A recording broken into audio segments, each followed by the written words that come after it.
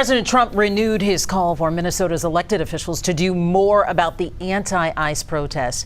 CBS's Ian Lee shows us the intense confrontations between protesters and ICE agents that are now happening on a daily basis.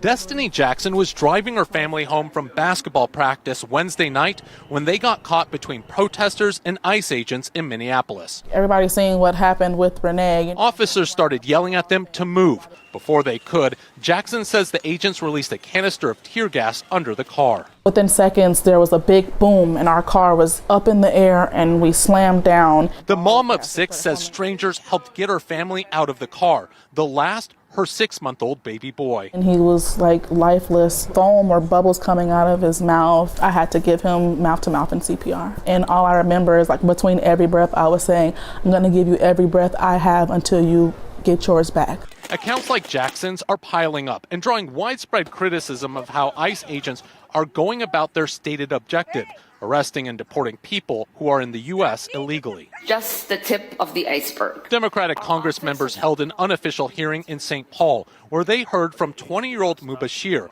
a U.S. citizen who was detained while on his lunch break. They dragged me outside and put me into a headlock on the ground.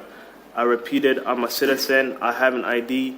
The agent kept saying, that don't matter. Earlier this week, vandals smashed a federal vehicle and took items out of it. At the White House, President Trump reiterated he's willing to invoke the Insurrection Act to stop the violence. I don't think there's any reason right now to use it, but if I needed it, I'd use it. CBS News has obtained internal DHS data that shows throughout the United States, ICE has more than 70,000 people facing deportation in its custody, the most in the agency's 23-year history.